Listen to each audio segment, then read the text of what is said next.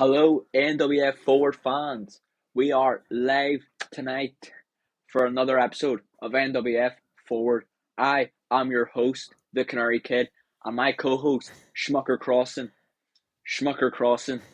is to my left or right. My view Oh is still boy. obstructed. Need I say that it's always this way? And you know something? Dave is screwing up just like you are. So two peas in the pod, I guess. I Is thought Dave? Dave knows what he's doing. Well, he should. He should. But Disgrace. it's so your match coming up here Saturday. You got your coach, right, Nate Maddox. Yep. Now, I'm just curious. Before we bring Tank in, is that? Does he have like two characters or something that he does? A lion or whatever, the young lion, and Nope. Just Nate Maddox. because I thought he had like the mask wrestler too. Oh no, Young Lion, someone else. Oh, that's somebody else. Okay, That's different guy trains fish, yeah. okay, all right. So yeah, all right, that's cool then. And then so that's coming up Saturday. Yep. Me and Nate Maddox this Saturday. Yep. Big match, obviously recently had to give someone else a chance with my title. So, while they're keeping it safe for me while half dance, looking after it, no better way than to go after the gatekeeper himself, Nate Maddox. Well, who is he defending that title against on this show? Well, he's actually not defending it on this show. We have our two champions. So the junior heavyweight champion Halfdan and the resolution heavyweight champion Chris Mercer going against Pure Filth, DD Crooks and Sage Valentine. Okay, so pretty much all-star tag match main event. So he's not at risk of losing that belt then. Nope, because unlike me, he's not a fighting champion. Yeah, not like a fighting champion. Nope. So the guy, this is coming from the guy who ducks and dodges a match with the fiver here. That you are not going to you're going to be a fighting champion. You're saying, huh? I don't know how many times I have to tell you and these people this. I respect my elders. I was taught that from a young age. I don't know how you guys get taught in America land, or how you stood over there. But here in Ireland, the greatest country on the planet, we're taught from a young age to show some respect. So maybe that's why you keep running your mouth so much. Well, you know what I'm hearing? I'm just hearing excuses, excuse after excuse after excuse. It's almost like, what I think it is, Canary. I think you're afraid. You're afraid to actually meet your destiny. It's kind of like, I don't know, like Luke Skywalker in The Empire Strikes Back when he was afraid to go in that cave and see Darth Vader in the end of that tunnel. But I think a better fitting name would be the Cowardly Kid versus the Canary Kid. What do you say about that? I say that I think I'm feeling the exact same as all these people. You are boring the life out of me, you old cretin. So how about we quit wasting these people's time and we get the star of the show on, the big man himself, Tank. Well, yeah, because we got a great guest here with Tank. He's got so much experience. Like he's been through several wrestling schools that he's trained with, and we're going to talk all about that. He had a shot at the NWA World Championship. How many of us can say that? When you told me that, I was like, oh shit, I'm getting excited. Like I just got a bit of butterflies when I heard that. I was like, NWA, I love NWA. So I can't imagine how it feels for you, someone who, grew up with, the NWA in its prime period when you had the Ric Flairs and all running around going crazy in the NWA. So right. To have someone fight for the, what is it, 30 pounds of gold or something? 10 pounds of gold. 10 pounds? Oh. But, 10 pounds of gold. But yeah, it's and the thing is, the NWA was obviously more prominent back in the day, but it's still a very, recognized title, especially in the indie business. It's still such an illustrious championship. So yeah. That's why I can't wait to get Tank in so we can start asking him on that. I will have a lot of questions about that. And we're gonna watch that match in the watch along section. So that'll be cool to see. And and I got a lot of questions for Tank. When I had him on with Joe in Pure Pro, it was like a smorgasbord of guys, and we just really couldn't get into like a conversation with any one of them in depth, really. So this is why I like the idea of bringing these guys on one at a time. So and this is nothing against Joe. Look, Joe was just trying to, he wanted to show us what he was all, what he had in his program and stuff. And he brought all these guys in. No, I'm not trying to say that was bad, but I just want, and it was a great show because we learned all about their program. But this is going to be a great show because we're going to learn all about Tank. You know what, Chris? I actually personally think you are disrespecting Joe, and I think I have a genius idea. How about me and Joe take on you and Big Mitch that we had 2 weeks ago? I think that sounds like a good match. Joe, you want Joe Bird as your partner? Well, for you, you're able to bring on any guest. I was thinking you were going to ask Tank to be your partner. I'll take Tank too. I'll take Mitch. A whole lot of us were just gonna take over. And well, all I know is you got your coach against you, the guy protecting you. You're gonna have kid gloves on this Saturday. You get in the ring with the fiver, it ain't gonna be kid gloves. And if I have Tank or I have Big Chris with me or whoever I have, who knows? I may surprise you. It's funny you keep calling yourself the fiver, and for those viewers from the UK, a fiver means something so much different than what you're meaning. A fiver is £5. So what you're telling me is, and I don't mean weight, by the way, I mean the best currency on the planet. I could be referring to 5 knuckles. What you're telling me is that your entire career is worth less than this 10. So how about you rotate on the unless it's American money, that doesn't mean anything to me. Oh, American money, yeah, fake money. How about we hurry up and get this on with? So let's do this. I'm going to run this quick little promo of Tank. And I believe when we're done with the promo, it'll come into the screen with all of us. So then we'll bring Tank in. This is just a little, this was a match that already happened. It's just a little interview promo of Tank. I just want to give everybody an idea who we're going to be having on here when he's in character, that is. So let's take a look at this, and then we'll bring the big guy in. The Beast. If I can get it to go.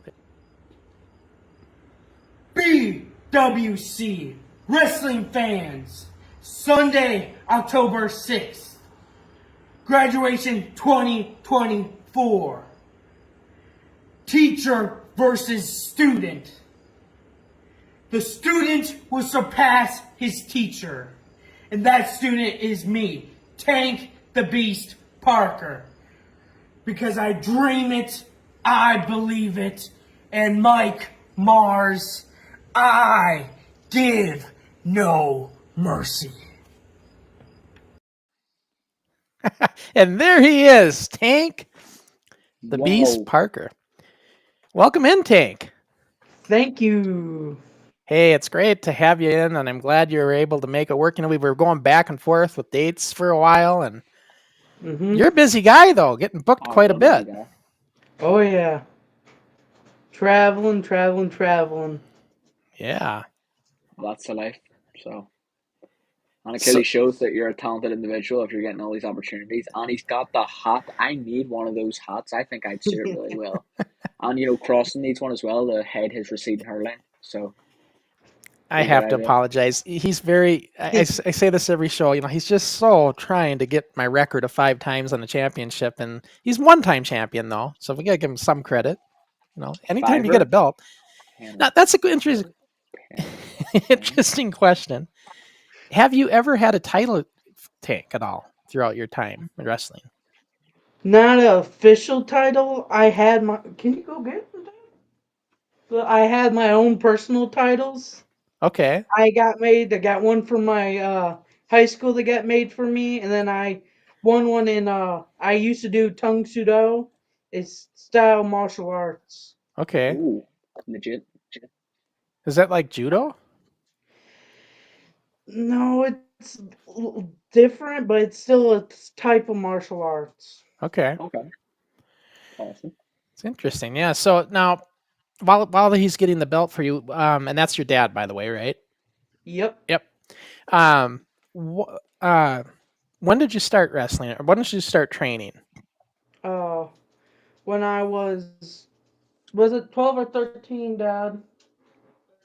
13. 13. I don't remember the date, but I remember it's close to wintertime, so we're about to be into 7 years almost now. And I believe your dad was friends with Joe, or from high school or something, if I read the story right. Yeah, we went to school together. We didn't hang out, but we knew of each other. Okay. High school. So this is one of my titles I won. Ooh. Oh, yeah. I got personally made because I'm a continuous sparring. So it's you go till you can't stop till the time limit. So it's like Oh, 5 minutes. You go nonstop. Okay, I like that. that's cool. So And 13 then years old, and then what's that belt there? this one is the one my school made for me, Oh, Oh, and it's one they gave me for graduating and stuff and doing wrestling. that's that cool. those belts, I can tell you now, are worth a lot more than every single title behind Crossing right now. So that's what matters. Well, you know something, when it comes to belts, they're priceless to you, right, Tank? Yep. I mean, I wouldn't put a price on those either. Ricky, well, wait, you don't have a belt. I mean, I was gonna say, could you put a price? Let's pretend you had the junior heavyweight championship. Would you put a price on that? Uh, No. I would put a price on it for sure. It'd be your head on a peg crossing. Yep. So, anyways, I was gonna ask, when did you have your first match? Then, if you started training at 13, when was the time when you actually got in the ring in front of a crowd? 13. Same age. It was I remember it was like month after I started. I was in a rumble, Mm. and the rumble was all the kids who started training. We all did training together, and I remember the last ending. So it was me and this very, very, very tiny kid who was probably like 5 or 6, and he hit me with a big move, but he couldn't roll me out. So all the other students came out and just pushed me out. That's That was amazing. the one of my funniest matches, and it was my first match. So, was that That's like a battle awesome. royal, Yes, we don't go over the. but not an I over the remember. top? Yeah, it's you Okay, can go through the pretty much. right. Hmm. And I have a question. So, from a young age, like 13, were you always known as the Beast, or did you have another alias? So used to go by Tank the Beast. No, Tank the Celtic Beast. And now Oh, I changed to Tank the Beast Parker because I found I'm related to a multiple big time company wrestler who's now retired called Frank the Tank Parker. mm, that's And awesome. and you're related to him? Yep, on my grandma's side. Really? Yep. That's So awesome. I was going down to one of the schools I trained at was one of the first students he ever trained. We got a hold of him and we found out we are related somehow. That's Well, you so know who you cool. remind me a lot of is Jerry the Crusher Blackwell. He was a wrestler from the 80s that was really good. He could move good, big guy like you. And I see a lot of Blackwell in you. I mean, a lot of that style. And he was a tough He, cookie too. he sounds like a guy who, made the name Crusher relevant. Like, Well, most people actually, didn't. no, the Crusher. Okay, so I take Crusher because it goes with my last name, but the Crusher was a wrestler that made Milwaukee famous. He's the one who started with the name. But him and Blackwell actually had matches over the name. Who got to use Crusher? Yeah, That's kind amazing. of interesting history there. That's funny. And then I took it over. Sadly. And then it all went. Yeah, but so yeah, so then now if so 7 years you said, right? Since Yep, 13, so that makes you 20 now, right? yep. 20 years old. How many matches would you say you have under your belt if you had guesstimated? Over 400. Whoa, Whoa. that's a lot of matches. Jeez. And How is your body still intact? So, in a period of 1 month, we have what's called the local area Genesee County Fair. They do 3 shows a day for 7 days. So you can't imagine how many match they call it mandurance at Pure Pro Wrestling. right. When you're ready to go and do shows, you go and do that fair as much as you can, and you can get 38, 40 matches over a period of 1 week every year That's Wow, Hmm. crazy. in front of a That's crowd. insane. that's pretty Those are cool. the hottest days in Michigan And too. that's So it's like 100 degrees. That's got to be a workout because I know back in our, when we did our cable TV shows, we'd have like, there'd be times where we'd have to do 4 1-hour tapings, so we'd all wrestle like 4 times. And I know that was a workout. So I can Oh, imagine it this is the was. same thing. Some people almost passed out. I think we had one Yeah. person who did because Yeah. Oh, it gets very hot during that time of year, specifically that week. Don't know Yeah. why. But I you're get out. that because in our training place, so we're inside like a really compact warehouse, and on the very rare occasion, which is you would get it for about a 2 week span where Ireland gets a heat wave, and it just becomes scalding hot. Our coach decides to make sure all the doors are closed, everything's down, and just drill us with cardio just to really like ruin our moods. The much people I've seen vomit. We had a guy pass out literally like 2 months ago. Like it's crazy seeing that stuff. Like really is. But at least for you, like in your case, Ricky, you've got to be pretty good with cardio out at your age and everything, I would say. Oh yeah, Some it's as something people we're really get good older, at. it's got to be more of a challenge, though. And then bigger guys too. Especially when you've had 400 matches, it's gonna start.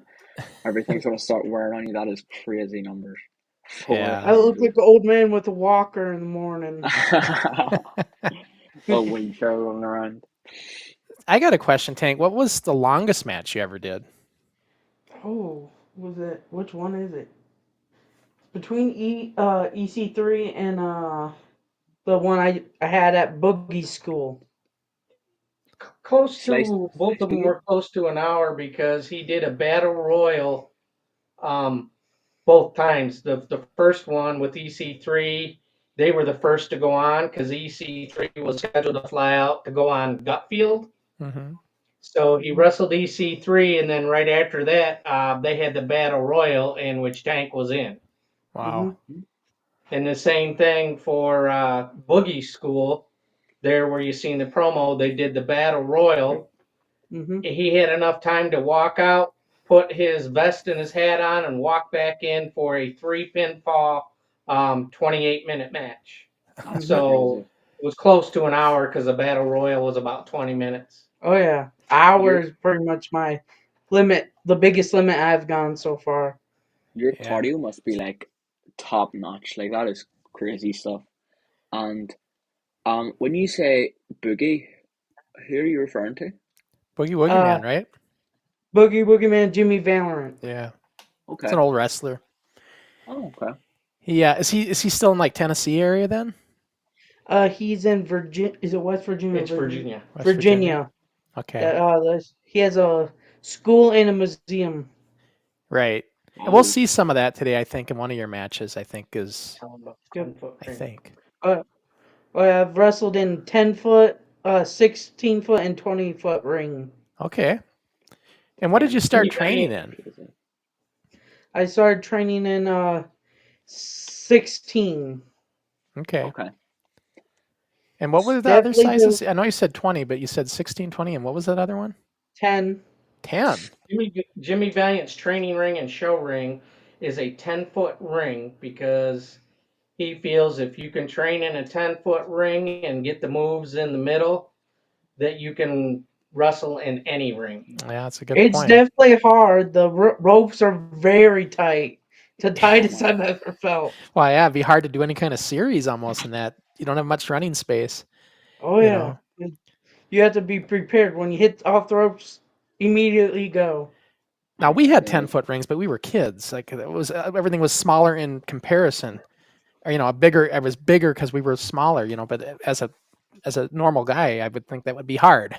Oh, it's hard. Yeah. So I think if you have the one where he takes on his coach at Boogie's camp, you will see the size of the 10-foot ring when the video's on. Yeah, Mhm. and I believe that is one of the matches. It's the one. I think that's the match before the NWA match. So, Okay. yeah. So that'll be cool when we get to the watch along.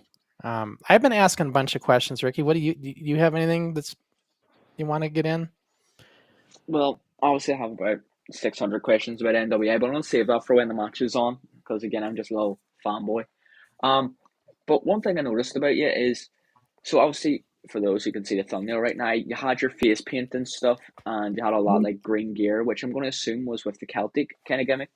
Um, but then when I watched your promo, which by the way was awesome, and you had that cowboy hat. So Mhm. did you make a transition from the Celtic character, and then when you just became the Beast, did you change to more of a like Southern kind of character? Would you say? They're the same person. I just changed because I was in the South and it influenced me to look more cowboy. I Okay. sometimes still wear face paint, but not all the time. Oh, okay. What's it It's like too. wrestling with face paint on? Is it yeah? Is it like It really? gets hot, and you have to use actual paint. What kind is it? It's the actual Latex. uh paint that you actually paint with, so it Hmm. stays on better, and you have to put something over that to keep it staying on. Oh God.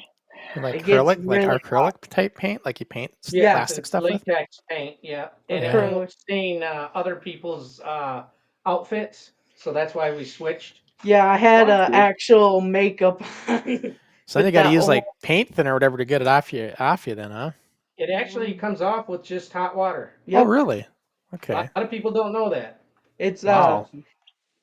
I learned it from one of my coaches here in Michigan, What's that? Gideon Malice. Because He's otherwise, actually because if you didn't, otherwise it would just wear right off with some sweat and everything. And yeah, mhm. I've Oh seen yeah. that happen a number of times to I've people that seen it. don't Yeah. do that. Yeah, And if you don't use the right paints, people get mad if it stains your gear and stuff. sure. Oh yeah, that's understandable. Yeah. I have a question that's so unrelated to wrestling. Do you have your Christmas tree up? I already I, asked that. we we do. We use it all around years, so it's not. We don't have to pack it up, bring it out. So we just Oh, do it each holiday. I have some wrestling ornaments, but this is a Halloween tree right So they got now. Halloween your decorations Halloween on it. tree. Do you have a pumpkin Right. on top of the tree or something? I'm pointing to Halloween pumpkin. I'm pointing to the pumpkin lights right now. I Uh-huh. Oh, haven't got the that's so picture at the funny. top yet, but we're working on it. Oh yeah. Oh my God, that's amazing. That is so funny. I know that's the first thing I said is, "Wow, you got the Christmas tree up already. That's early." I didn't even realize it was while he was talking. I was looking. I was like, oh, I was like, early. So, Tank, how many like? Let's just put that week aside that you do the massive 3 matches a day and everything. How many? How many times do you think you wrestle a week then that you're booked on average? Oh, that Or should we say a month? Would a month be better to figure it A out? month is month better, probably at least 3 a month. three. Yeah, About three three. dates a month? That's solid. When Yeah. we Very travel solid. down to the south to Ricky Morton's School of Morton or Boogies, we usually end up in one weekend wrestling 3 times. If we're down there 4 or 5 days, we'll wrestle 3 times in a row: Friday, Saturday, and Sunday. We try to make the Yep. most of it. Sure. Mm. For some Well, you reason, Tank mentioned. can go to the south and another wrestler will call a booker and Tank's booked immediately. Yep. Wow. Oh my God, Could be the night before. So there's that's now. Let me ask you this. So Joe Bird, you started training with him. When did you go to the next? Was it Ricky Morton that you went to next? Yes. 2 years ago. 2 years ago, I met Ricky at one of our shows, Okay. and he fell in love with my tag team. But I'm the only one who can make it down to his school, so we went down for training, and then there was the NWA tryout, my first one. We mm, went down for that. We met, and then we trained. That's how Okay. I got to fully get there. And mm. when you train down there, is it Ricky Morton training you, or does he have other trainers? Or He has both him sometimes, and he has other trainers too. how about his son? Doesn't he have a son? I Yeah, believe Carrie that's Morton. Kerry Morton, he trains there once in a while too. okay. Mm, Right now, they just got a new school, and the NWA Women's Champion is a trainer. Um, KC Kazana is doing some training there, and mm. once in a while, other NWA wrestlers will show up and help do some training. Yep. And where's Ricky's school located? Uh, It used to be in Chuckey, now it's in Newport, Tennessee. Okay, in yep. Tennessee. They just moved. It makes Mm. sense. Um, That would be in Tennessee. Actually, November 3rd is Fright Night. It's their grand opening show. Yep. Cool. And We're now, trying to make it down there. so now, how did the Jimmy Boogie Wingman Valiant training school come into play in all of this? So when we were at Ricky actually said while we were down there for a week or two to go over there for training for a day. We went, we trained, and did their little show they do on the weekends. And they said, "Why don't you come down?" He made a deal with me and my dad to come down for at least 2 weeks and then do a couple shows, and he'll graduate me. And I just had my graduation. Cool. You know what's cool too? I imagine you make all sorts of contacts, for Oh yeah. bookings and things going through all these places, right? I'm sure Oh you got a yeah. list of contacts now from all of that. So that's Yep. cool. Yeah, that's absolutely cool. So that training at Boogie's was one-on-one training. Boogie was there sometimes. It was mostly Big Mike Mars and Tank. One-on-one, minimum of 4 hours a day for 2 weeks. Yep. Okay. And then Fridays and Saturdays, we traveled with other wrestlers where Tank got booked around the area. And then Sundays, we did Boogie show. Yep. Cool. Okay. I like that. That's awesome. The opportunities must be just flourishing everywhere. Like, that's great opportunities to have. And it's good that, you're getting down with someone like Ricky Morton, because again, I'm not really as educated on Boogie, and I'm assuming he's amazing if Ricky Morton's recommending him, but I know Ricky Morton. Obviously not personally, but what I'm saying is, like, that is actually an amazing guy to be training with. And to get an NWA tried is a massive deal. Like, so that is awesome. Yeah, the Valiants, Jimmy Boogie, I mean, he's got brothers. It's a wrestling family, and they were pretty prominent in the 70s and 80s, especially the 70s. That was their heyday. He was tall. He's still tall. Yeah, definitely over in that region. Like that was their area, right? Mm-hmm. Now, have you made it down to Hernandez down there ever? I know that you're in touch with them and stuff, but have you ever wrestled down in San Antonio? Not yet. We want to. We're trying. Because Hernandez says that, and I had to bring this up. He says, you let Tank know that he is waiting for his match. I want one, so we've been trying. I want to get a hold of him for that. Yeah. So I had to bring it up because he says, you make sure to tell him. So, and speaking of, like I said too, we have another one of his guys coming on with me and Ricky here, I believe November 21st, the Hillbilly Kid. And it's a hillbilly gimmick, it's like Ricky says, it's a typical American gimmick, and it is, but I think he's good at it. And I'm looking forward to talking to that young guy. I think he's 16, and he's been training with Sean Hernandez and all those guys down there. You don't see much of that gimmick anymore, though. Right. Hillbilly Jim, I think, was the last of it, really. Oh yeah, on the big screen, but in the indies, you don't even see it much either anymore. Right. Oh no. You used to have like him. You used to have the Godwins. Like, you used to have a lot of nice little like hillbilly kind of characters, and now it's just gone. Maybe it's just the demographics not there for it. I don't know, but we're gonna go into the watch long screen, guys. We'll keep talking, but as I bring us over there, Tank, you've always been a baby face from what I can see, unless you have been a heel at times. One time, yeah, at a different company, but then that's it. Hang on, Tank. I gotta switch you in here. Give me a second. There you are. There you are. Oh wow, I haven't seen this match in a minute. Yeah, this is the oldest one, I believe, that I found. It's about 5 years ago, right? I think so, yeah, because we haven't seen that ref in a minute.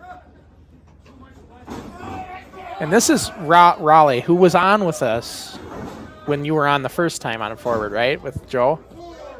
Yep. Oh no, that's Mason Keller. Oh, I'm sorry. This is Mason. This is the Mason match. Yeah. Oh yeah.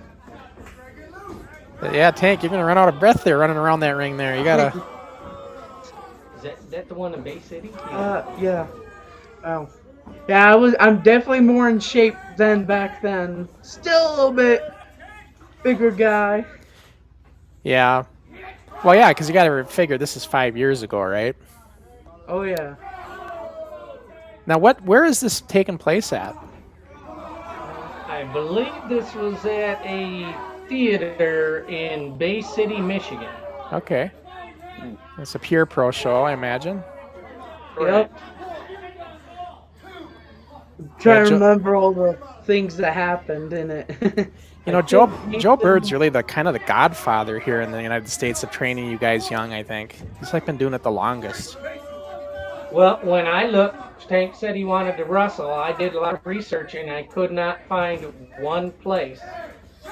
And then I remembered Joe and I told Tank I was going to get in contact with him. And we were in a restaurant talking about this. And guess who walks in? Joe walks in. And he said, bring him over. I want to start this junior grappler program and he can be one of the first ones. And that's how we started. There's not many juniors left wrestling. Nope. Kind of hard, sad to see. So I think Tank was about 14 there and Mason was about 17, 18 years old. This Mason plays a pretty good heel too, Oh yeah. from He's what I can see. though he's now a babyface. He's called the Geek God Mason Keller. Is he still doing it, huh? Oh yeah. Yeah. He goes everywhere now too. In Michigan, what I've seen. And I have to say, watching Mason grow up through pro wrestling, he's not only matured, but he's come a long way in wrestling. Yeah.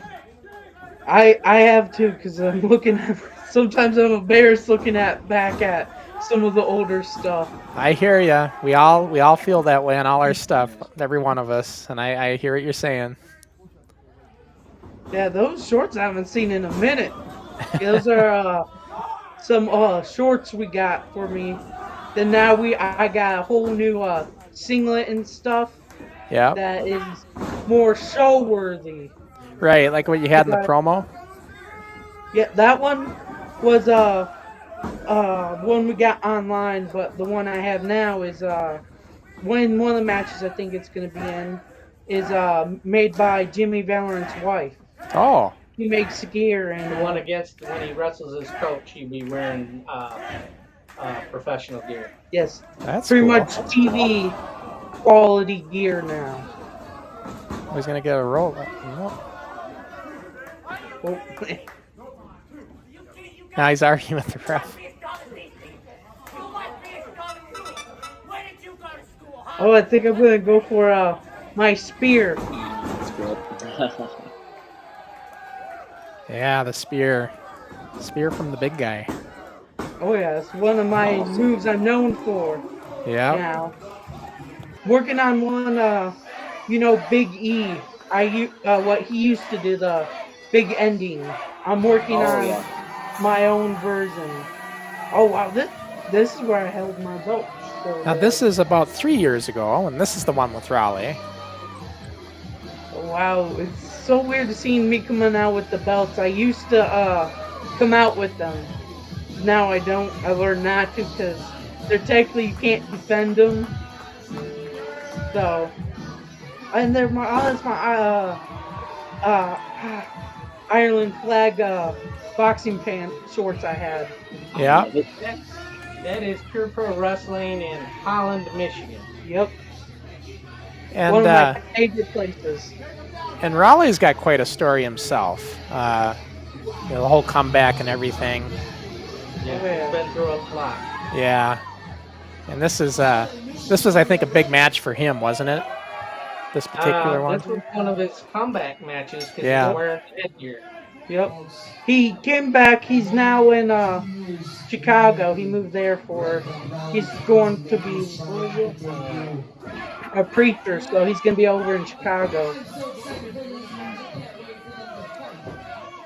And then I actually starting a group in the United States. I call it the AWO for with autism and all our disabilities in pro wrestling. Okay.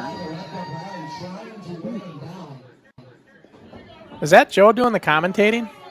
Yes. No, I thought some does. Live commentating? Oh yeah, we used to do live commentating. I don't Yeah. know what happened to that. I think it was too hard.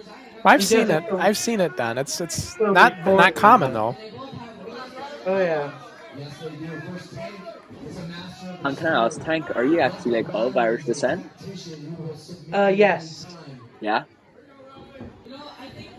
How's that from? Is that like grandparents or something? His grandma's maiden name was Kelly, and my Okay. grandpa, his great grandpa, my grandpa, was Irish. Yep. Oh, nice. Do you know what part of Ireland? Not sure. Not sure. Ah, okay. Oh, the big splash. Oh yeah. That's one thing I love to Second do. one. Splashes. That ring post just moved on that one too. That's one thing I'm known to do a lot of splashes. Yeah. Well, Oh, with that, nice. with a big guy like you, that's it goes hand in hand, right? Part of your arsenal. Oh yeah. This is the spear that they're talking about. No, not don't quite know yet. what-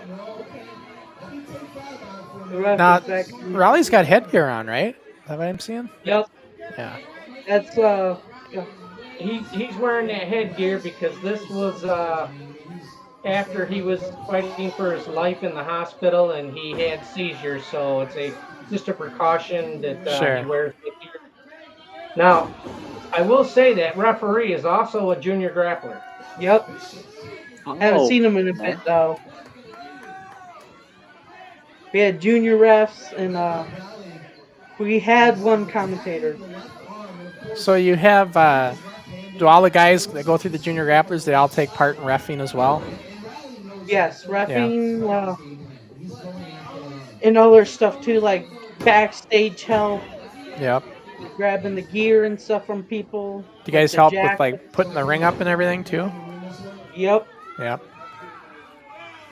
It's all good I stuff do a to lot know. of the. Watch this move.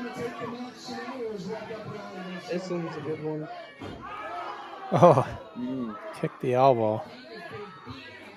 Yeah, it's a nice bit of intensity to the kick stick. I like that. Bradley does a lot more of the grappling slash kicks.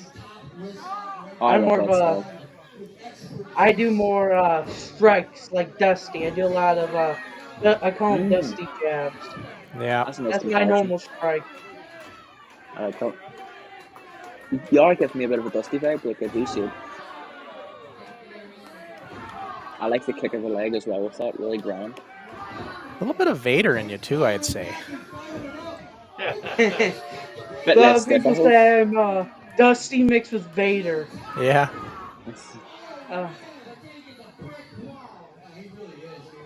Yeah, I do a lot of I love more strikes than the bigger moves. Yeah. Oh, I love Europe, yeah. I actually used to come out with a kilt. Did you? Yep. Are you Irish or Scottish? Are you taking it to all? Like, just running with Mixed it? Mixed. Irish.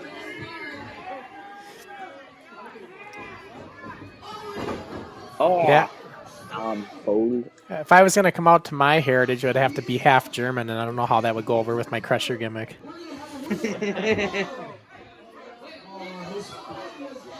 Great shot.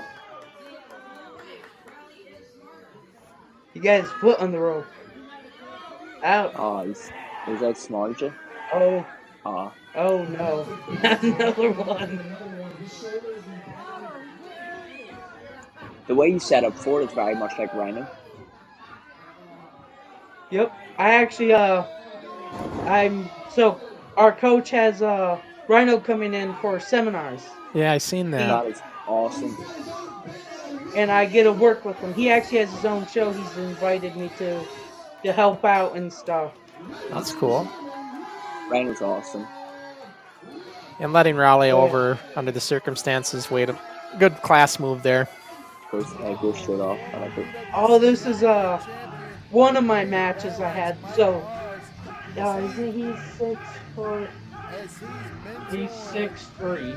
6'3". Now this is Boogie Woogie Man's school or place, right? Yep. Yep. You can see how small this ring is compared to me. Yeah. This is recent gear. This ain't the new gear. I like that This gear as well. is I was literally just thinking that. I like it. Yeah, I got expired by Ricky and just the South to have like the jacket, hat, and stuff. Okay. So they don't get much of a crowd, so you have to work the camera here a lot more. I'm assuming that'll be very handy for when you're working the NWA shows, considering like they are very camera based, not very crowd work, like they're taping. So if you do end up getting that opportunity, this is good preparation for it. Like. They get no entrances too. Not most of the time. They get no music, no entrances at NWA. Very old school. Is that with Boogie Woogie, or is that with Ricky Morton, or just any NWA show? Any NWA show I've watched, they don't get no entrance or music. Nowadays they do it. They do still the old way. Well, I've seen. I watch NWA a lot. Yeah. I study it, and I've studied TNA. Oh, they are both awesome, especially NWA is a very underrated promotion, and I think it's overlooked personally because of the new indie high spot style. But like, if you watch some of their guys, like Tom Latimer and Max the Impaler is so good, it's crazy. Like, they have some really nice talent over there. Well, is NWA still a membership alliance? Like is there multiple indie leagues involved with it like it used to be? Or is it or did somebody take it over? I think they're starting that again because I know there's EC3 has school. There's a promotion in Michigan, JCW, and there's other schools that are becoming part of NWA. Like there are doors to get in, and they have their own shows. Okay. There's my spear. Oh, we took him out real quick. Yeah, this was we were building up for this past time I was down there. I like it. The build-up match. I used to come out with sunglasses. I don't anymore. Oh, this is my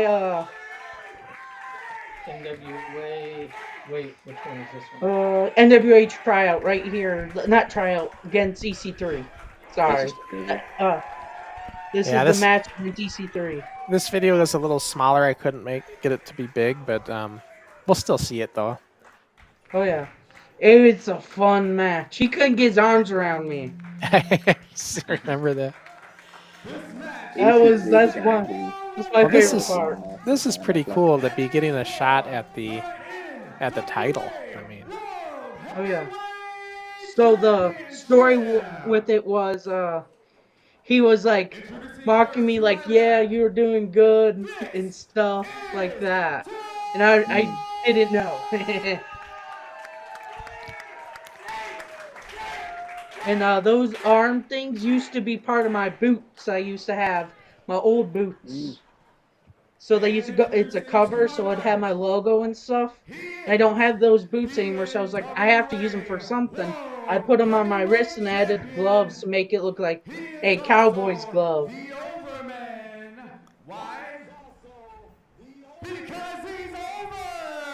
That's cool. Oh yeah, that belt's heavy and cool in person. I actually have my phone wallpaper is me and him. I want to see if I can enhance the video size. Yeah.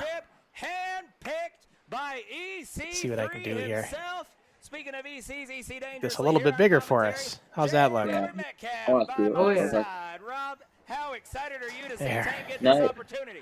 Tank, what was your, So like, excited. He had how a are you great feeling going showing into as this the match tag came for, like, such a big invitational, opportunity? and it's gonna be a great I match was at Greenfield 'cause Tank surprised. is a So during the big, seminar, he hard-fighting was guy. talking about everybody else, EC3 and he wanted decided the who's biggest, gonna he wrestle. wanted the best. All of a sudden, he No says, doubt, "By the bottom of Tank my is heart, on his Tank, way I choose you." to And I was that just stood there. EC3 My offers brain the was handshake. like gone. I was Tank shocked asking he if he picked should me. take it. There's the handshake. And then this Show of happened. This is respect. awesome Now, match. he picked Tank out of 70 guys from Little a dance 2-day there, but I seminar. do worry that EC3 The is guy not that gonna he take thought Tank seriously. listened to his Collar and elbow advice tie and up from proved EC3 100%. onto Tank. Um, EC3 and then, power in the big I mean, he man. was pointing out guys that Back were into the bigger corner than now. him and looked just Referee Joe needs to get as him out. Got amazing till a as 5 count to break. EC3. And for You can him see to the pick smile Tank on was, EC3's I was even face. shocked. He is I mean, absolutely that's So the- huge. Wow.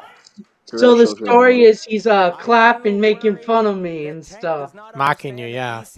Yeah, and I So he's didn't not know it. taking you My serious? character EC3 didn't know has it. not made any new fans here Mm. at the Chucky Dome.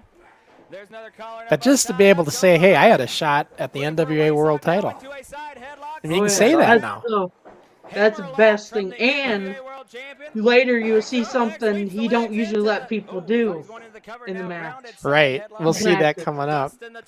Oh yeah. Now, it was officially with the NWA because they did 1 year anniversary of EC3 defending his title, and they have Tank in there. Yep, Wow. it's in the official NWA records. I was the third to last person before he lost it. Absolutely would, but I mean, it's just a Well, testament to you how were, much Tank's been able you're to like, accomplish. that's a that massive he's thing. been Not able many to get people this can say shot. they've wrestled for the 10 pounds of gold, so Oh yeah. I'm assuming that was huge. I love this, like, as it times the waist lock you. Oh yeah. He can't get. Actually, he couldn't get around He me. can't get his arms around you. That was the funny thing. Yeah. This is where he gets more like serious. And you start chopping. He gets like angry because he says, "Oh no, he's better than I thought he was." Gimmick character wise. Yeah. Wrestling an actual physical Tank. EC3 back in the ring. Pie face the Tank. The disrespect of one half. Oh, this is one spot I love to do in my matches. The he calls them pie faces. He says I need to do them in most of my matches where he just pushes me in the face or had the guy push me a couple times.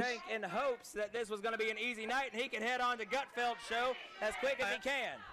I'll be honest, I really think EC3 should be careful agitating Tank so hard, because if you get this man fired up, he has the strength to win this one. Absolutely does. Off the ropes goes EC3, tried to show He usually has the guy bump. He never has the guy not bump. So this is one thing he usually doesn't do. So you're able to stand toe to toe with him. Absolutely. Yep, he never has anyone usually do that. Duck the clothesline from EC3. And he bumps to you, that's insane. There's another. Oh yeah. Insane. I love doing shoulder tackles. Yeah, My favorite thing to do, one of my favorite. And now kick to the I know you do the spear. Have you ever done a flying shoulder? Could be looking for something Yes, big once. here. Yeah. Tank hits the Those This can is look- one of my moves I like to do, where I use my belly, just bounce them off. Yeah, like a belly bop. World champion. Yep. All the way around. Tank into the corner. Sidestep by EC3. And now pinball. Yeah. Tank's head on the top I came turnbuckle. up with that. I was There's like, another. oh my, wait, what? How can I use my belly against And my again. opponent? Oh, just bounce him off, just hit him with Went my for three belly. and four quarters. Shoots Tank right here in front of us. Tank's up, Tank's down. That's one of my favorite sells. Taking a little bit of pain now. Well, after taking Ric that Flair, beating where you from hit the EC3, thing, I step believe out, I and would boom. be too. That's some And now Ric Flair Shawn Michaels kind of sound right there. The overman Oh, yeah. putting Tank over the bottom rope and choking him out with it. EC3 rolling to the outside. This was fun right here. Shot to the top of the dome. The overman thinking about putting this one away. Referee Joe only up to a count This of guy one. looks like he's EC3's ripped too, got this no EC3. chance to get back in there. Oh, he is. He is big. Yeah. Do you not know who EC3 Yeah. is, Crossen, no? What's that? You don't know who EC3 is, no? No, I mean, I haven't followed much of the NWA in recent years. Oh, he was in WWE twice, and he was in TNA. He was a big deal in TNA. Yeah. Like, Oh yeah, he's TNA. He was related to. She's been around then, huh? That is Oh, the yeah. Dixie Carter, yeah. understatement of the year as the That's where his Overman name comes drops from, the Ethan hips Carter. across the shoulder. Mm-hmm. The third. EC3 But no, EC3 is awesome. taking a look Really across cool. the Oh, yeah. Dome, maybe on And the way I like the way he to taking that reinvented himself NWA after his World release. title Like, he to took a New bit of York a with him. hiatus. Like, he wasn't really a big deal. And then he came to the Rocking NWF the later, crowd man. here at the Chucky Dome, That was trying to awesome. get that tank chant started again. And lighting up the chest of Tank. Ooh. You can see the pain in his Gosh. eyes, and again, So my thing is, I can't actually feel those him massive hands of in real life. EC3. So I Really? let people top me. Yeah, I don't feel him. There's a It's weird. southpaw I've chop. taken guys who Chop just again very from stiff with Tank. them, and I don't feel Kick to them. the knee. Well, you Kick can't, to the Oh, top. my complain chest about will that. bleed. Falls. It's weird. Normally it's how the I'm monkey is not falling, but how the tank is able to falling feel not it. something we're used Maybe to it's because I'm saying. just big. A tank. You're just a tank, EC3 gotta literally. be thinking about putting Yep. this one away.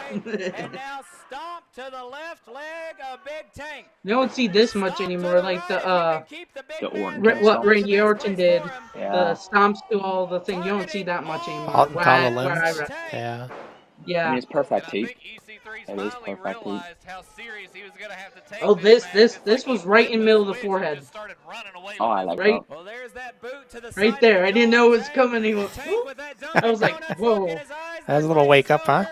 Not sure Yep. where he is. The shape he's in Yeah. is Chucky Dome insane. in amazement.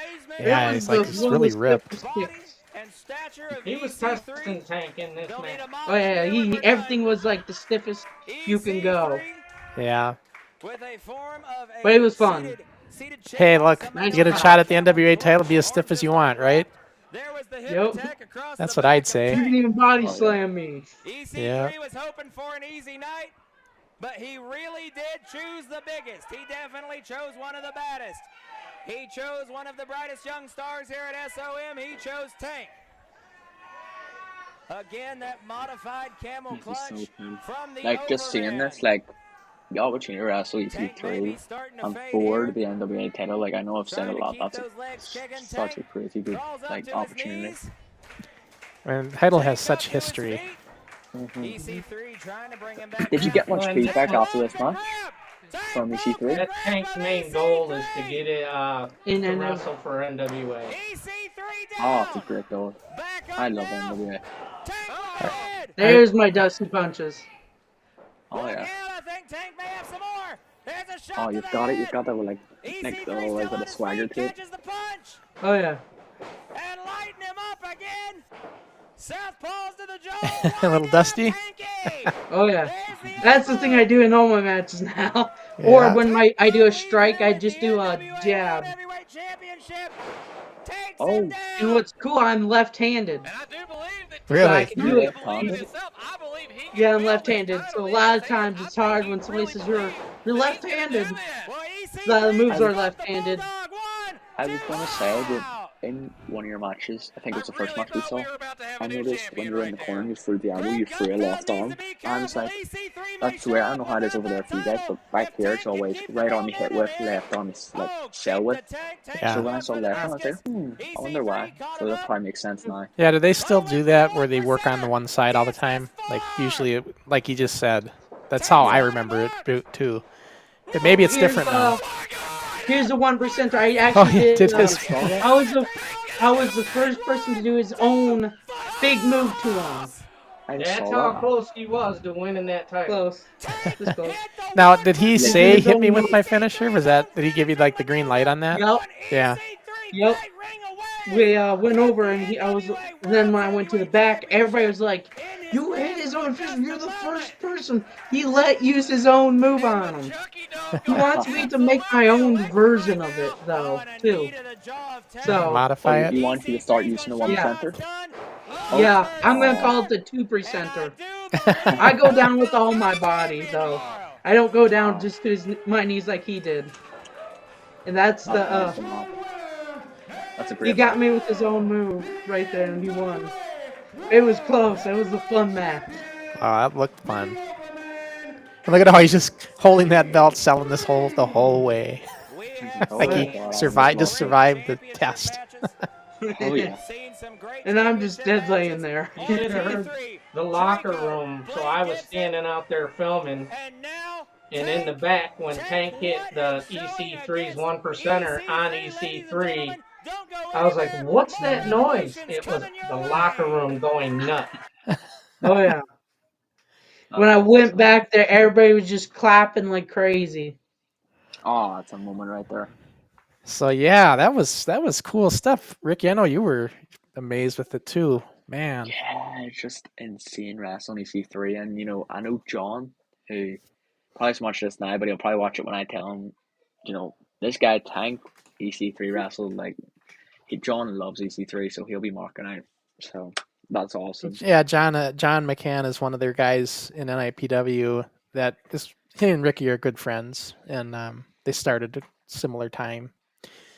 In the juniors, well, not really juniors. They didn't have juniors back then. Ricky started right with the regular guys. So Yeah. Deep end. yeah, but yeah, that's John McCann's really good. We had him on the show a while back. He's very good. Yeah, great guy. Yeah, and it's just cool to see. I try to bring guys on from everywhere. Tank. Like I try to get guys here in the States if I can get like you, and I get a lot. Try to get guys over there in Europe. So anybody that's willing to come on, to that show what they're all about. But yeah, that was incredible stuff. What's that, Ricky? Yeah, so I have some questions, and I was kind of waiting until you were, until the matches were finished. So, Tank, I couldn't hear you fully through the audio of the match against the guy who's, I think, well I completely forgot his name. Mason, but the first one? No, second, the headgear. Raleigh. Rowley. Yeah, you mentioned something about autism and wrestling, and I didn't quite get what you were telling us about, so I'm just interested. So I have autism, and I'm Okay. making this group around the United States. I'm calling it the AWO, Autism World Order. It's for anybody in wrestling who has a disability. And if they have a disability, it shows everybody who has a disability who wants to achieve their dreams. We show them that we are, so you can too. That's cool. I like that. Because me myself, it's not a big thing, but I'm also autistic. I was diagnosed about 4, I think I was, with, well, at the time it was known as Asperger's, and ASD now is like a lot more different terms. But so when I heard that, like, someone just went off, and I was like, oh, what was that? Like, I didn't know you had Asperger's. Well, it's not like referred to that as Asperger's anymore, but yeah, that's what I was diagnosed as at the time. Yeah. So that's what I've always heard it as. Oh, yeah, no, there's a whole change in how it's viewed because there's more of a spectrum than just like... Oh, so there's different levels of it and stuff. Yeah. Yep. Yeah. But, no, that's really cool to hear about. Let me know when you start getting shirts made. I'll be buying one right away. AWO shirts. I need it. So. Or maybe join up really the thing. If you started it, you can join in too. It's United States. I have to get a green card before I can start going in the AWO myself. And then our stream is kind of stuttering on YouTube on my end, so I don't know if it's why we're not seeing many comments, because usually we get a lot of comments, but this one did come in. Deke Radio, greetings from Atlanta. So whoa, yeah, all the way from Atlanta.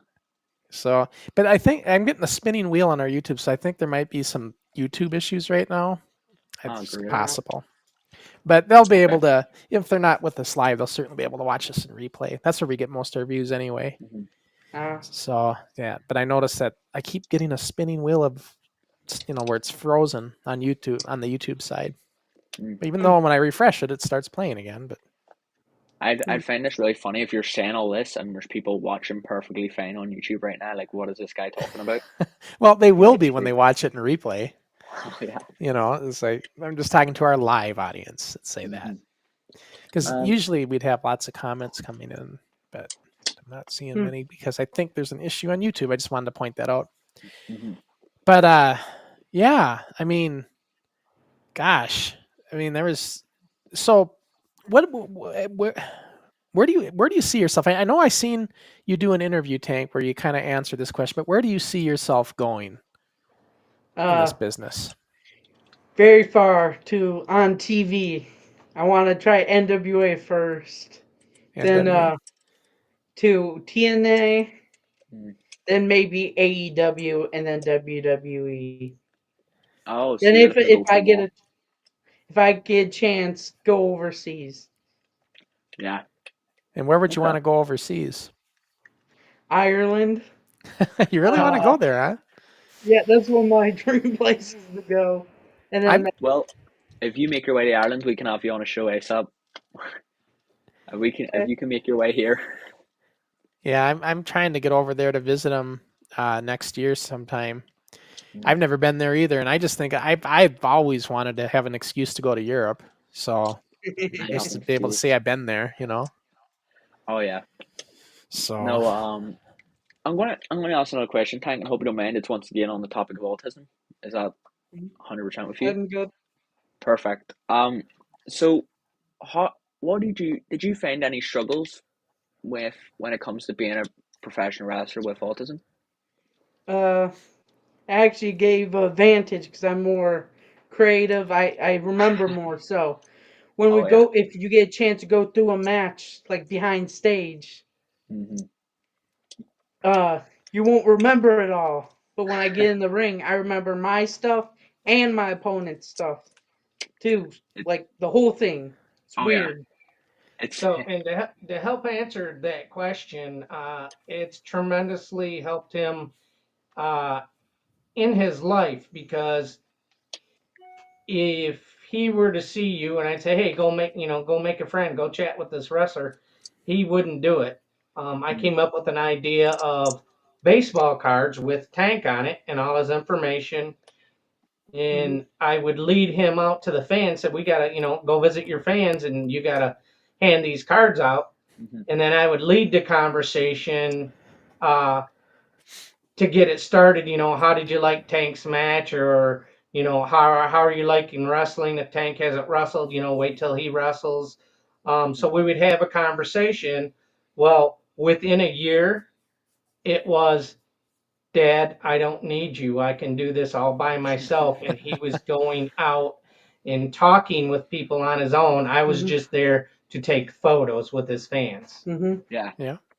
I No, actually have it's another gimmick. Do you have the mask? I can go get it. Go get it, please. I actually been working on this mask gimmick.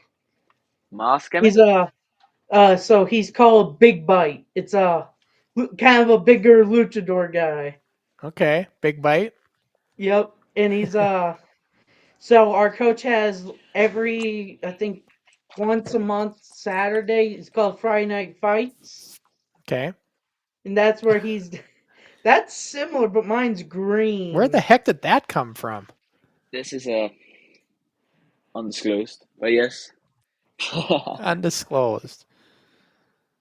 Yep. Uh, Lucha mask. But no, from hearing what your dad was saying there, it seems like obviously, you've had a lot of support, which is great. Like clearly your dad's been there, and now you've kind of flew out of the nest. You don't need it as much anymore. You don't need any support. Like that's awesome to hear.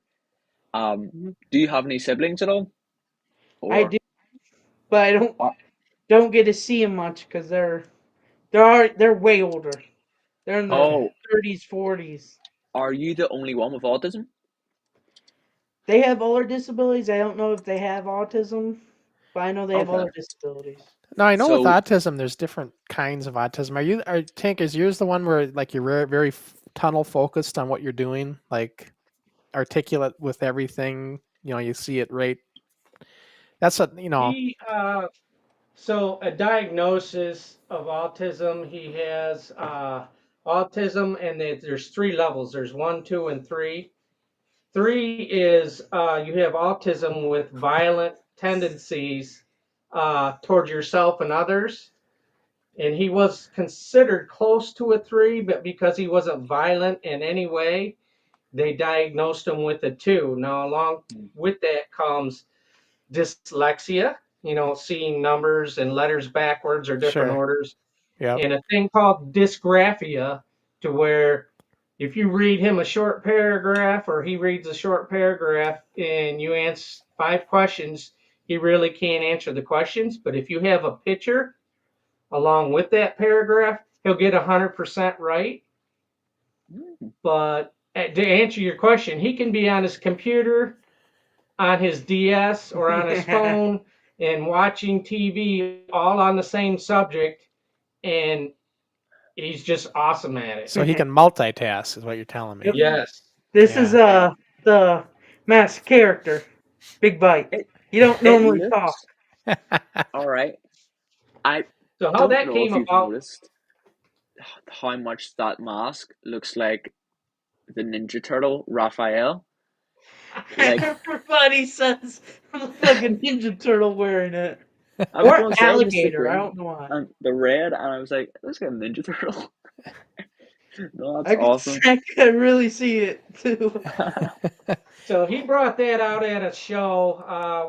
He was going to wrestle this tank, and it was a music group, and they're a luchador band. This is through PPW. Okay. Okay. And they were shooting a video, and Tank was basically, he put the mask on, and he was to be the bad guy beating up the band member. Of course, they had stunt doubles and stuff to put a sub in there with Tank, but they fell in love with it. So Joe decided, well, Tank, I want you to wrestle tonight as Big Bite. He wrestled as Big Bite. The crowd loved it. We sold out all of his merch. So we're working on a second character because it's now going over. Yep. And it's marketable. So you got like shirts and stuff that you're making that people are buying and stuff? Oh yeah, this so my tank shirt I'm wearing right now, we Yeah. sold all out of right now, this one. That's awesome. I have a newer one and then I have a little bit newer one that says I have a one of my phrases is fear the spear. Okay. And then the other one's just a tank and it's has a tank firing. That's the other one. We have to make Big Bite shirts. Of course, tell them what's your tag team. Oh, Puzzle Express. And who's your That's partner? I have multiple partners. So it changes? One is it changes once in a while. In Michigan, I don't have one. Down south, I do at School of Morton. Then this guy I'm talking to in I think Rhode Island, he was at Boogie School. We're talking about the one other group I said, and this is all going to be part of the other group too. Now these partners are all also autistic wrestlers, or they have other disabilities. That's awesome. So, Yeah. what did you say they're called? So we're called Puzzle Express right now. Like Rock and Roll Express. The puzzle piece symbol? Yep. That's awesome. Don't Puzzle we have Express. to show them our jackets? I have actually like varsity jackets I have. Kind of like the Rick Rock and Roll Express. Like Rick Steiner. Rick Steiner, yeah. Okay. Those kind of jackets, they're awesome. It'd be really funny if you eventually do make the AWO shirts, the logo's made out of puzzle pieces. That would be mint. Like I was thinking that, and it would make it look like New World Order style too. Yeah. This is my jacket. Oh, that's awesome. Yeah, with puzzle pieces. Yeah, that looks cool. That is awesome. And so this is the back. Tank. Number 1. Yep. And I have my logo in a little corner too. So yeah, that's awesome, man. That's when I come out as within my tag team. So let me ask you this: Global Flyer Drake, is he still wrestling too? Yes, he's our cruiserweight right now. So he's the cruiserweight champion, huh? Yeah, I should reach out to him too. I'd like to talk to him again as well. I think I'd like to get all you guys on again. You know, that were on that show. It was interesting conversations. But man, yeah, like just to see all the stuff you've done, this has really become like a big part of your life, right? Oh yeah, the major part. I don't do anything else but wrestle. Yeah, because you're 20 now, so you're obviously out of school. Right. Yep. Yeah. So this I is like tried streaming, but it's complicated to do the setup. Yeah, I know. It's like when I first started doing this, Tank, I didn't have a clue how to do any of this. And it's like, where do you begin? Yeah. Oh, yeah. So it's like, but, you know, it is fun. But one thing, like I was saying, you should do is you need to start getting a social media following. So like Facebook's okay, but YouTube and Instagram are going to be better avenues to get yourself out. Instagram's the number one to, like, Yeah. for me anyway. That's where I mainly put my stuff, and it's really good because, you know, Facebook is a lot more private when it comes to, you know, fans, and also because of modern wrestling, your fan base is going to be more likely to be Instagram than Facebook users. Yeah. So even, and the more platforms you're on, the more likely you're going to be able to get followings from more networks. You know, Mm-hmm. that's the idea behind it, and it also means with Instagram, there's like so much possibilities, and people can just come across your stuff from a reel, and you know, there's a lot of opportunities with that. And you can start networking with other people that way too, because they usually are going to have Instagram accounts as well. And then you start sharing and following each other, and then it's a good networking tool. But Yeah. YouTube's still a good avenue as well. Mm. Facebook though is kind of a lot of people are just, because your account can get banned for no reason. It's not. I just don't trust it. we used to stream on YouTube and Facebook simultaneously. Guess I can do that. But I stopped doing it because Facebook would keep flagging my stuff if there was any kind of music that was copywritten or whatever, and it would catch that. And I'm thinking, copyrighted music. that's all I need is to get banned for something like that. So I just went right to YouTube. Because YouTube's got agreements on most music; they'll let you play it. They just don't let you monetize it. So you won't get in trouble. But in Facebook you can. But yeah, I think, you get a social media following though, some way or shape or form. Let people know, follow you, let them know about you. Now, have you traveled? What's the furthest you've traveled to wrestle?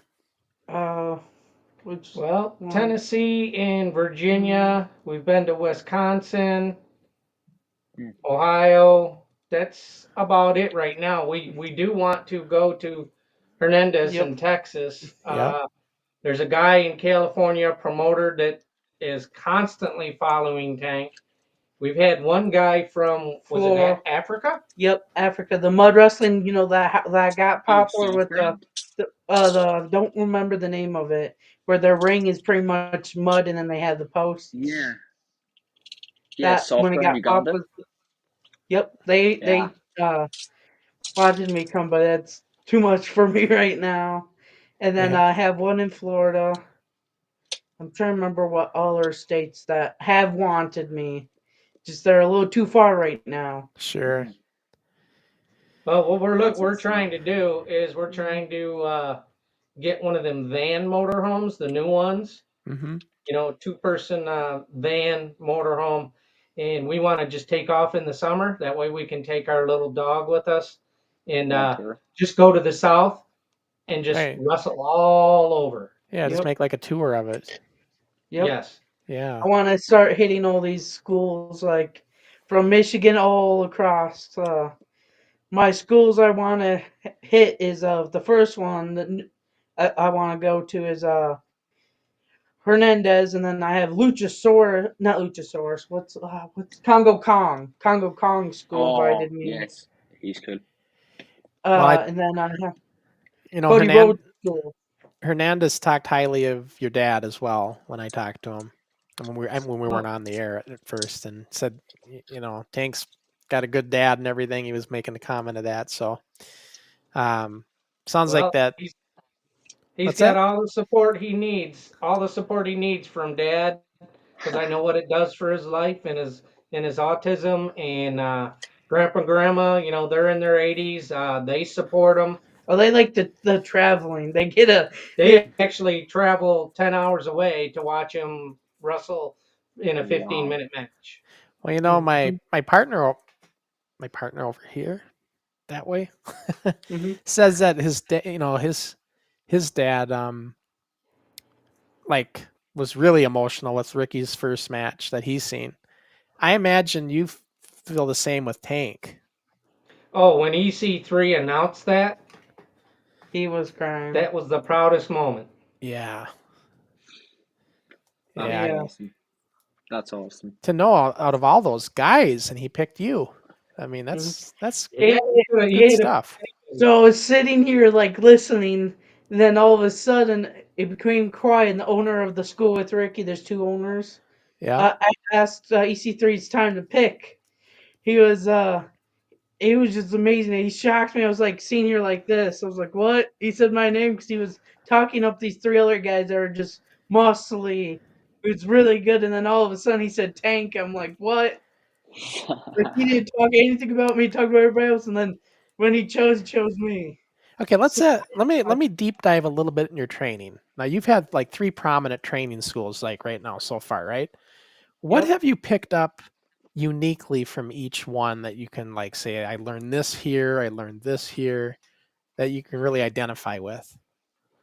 School morning, I learned how to work the camera more So and sell more. And then boogie school, I learned how to do more in a smaller area, more grappling because I used to be terrible at it. Yeah. And then in Michigan, Peer Pro is where I started and still training. he's Joe's school, from what I can see from the School of Morton and Boogie, personally coming from those two gentlemen, is Joe's doing something right with the basics with his the people that he's training, because when Tanks walked into the school and they saw what he could do, they were like just amazed at where he was. And the training's different. So here we can train Tuesday, Wednesday, Thursday, and Friday, Mm-hmm. any days of the week for those. But down south, well, School of Morton has changed that. But Boogie's is every Sunday, and then the School of Morton is usually was 1 or 2 days a week, but now they're getting into, doing 3 to 4 days a week. So Tank was way ahead in the amount of training that he received through Joe Bird. I got a lot of people from my first NWA tryout. There was like, you're not this age. You're too young to have that many years in, or that good. And then we Well, showed them. look, like and Joe everybody said, was like surprised. Joe said on that episode, you'd have indie guys with much experience come into the territory there to work with you guys, and they're like, have a match with Tank, have a match with Global Fire Drake. They have a lot of experience. They're going to help you, right? Mhm. And he wasn't Mhm. lying with that. Yeah. That's great stuff. To be able to have all this experience at you're relatively young guy right now still. So Mhm. 20 years old isn't that Only old? 20 years old. And Yeah. actually, Tank developed a move that him and Mike Mars created together while he was training there. And they must have saw a video or something, because a girl on NXT all of a sudden was doing that move. So what I do is I'm in the corner, or I whip them in the corner. I lay him out in the middle. I step one off the rope, and my butt hits them right on their stomach. Yeah. And then all the belly things. That's why I came up there too. I don't see someone using their belly as an attack, like running up and going boom, or Yep. grabbing their head, boom. It's so funny because you're saying that you came up with this move, and obviously I'm assuming you and Mike Marsh were like, damn, we did a great job, and then you saw it on NXT. I remember when I first hit my debut, the next day, no, not the next day, it was 3 days after my debut, I was watching NXT live, and my finishing move, I still do it, but I'm if in between it, is literally just the springboard cutter, but from the corner, called the canary cutter, all this. And I was like, you know what? It's a lot of people do it, but it's not very common for someone to do a corner version. And usually people just do the ropes. I was doing a corner. I was like, oh, it's different. The very next, that 3 days later, I'm watching NXT, and one of the girls on NXT did it, and I was like, come on. I don't know how it happens. I think they're studying YouTube. They're studying indies. Just the girls on NXT are watching it as well. Just the female talent from the looks of it. One move I don't see anymore, I don't see at all, Big E's move, the big ending. Yeah, it's such a nice move. It's I'm really trying good. to do. I call it the big boom. Big Mm, boom. I like that. Big guy dropping someone. It's a big boom, or I, army like too with You know the what tank.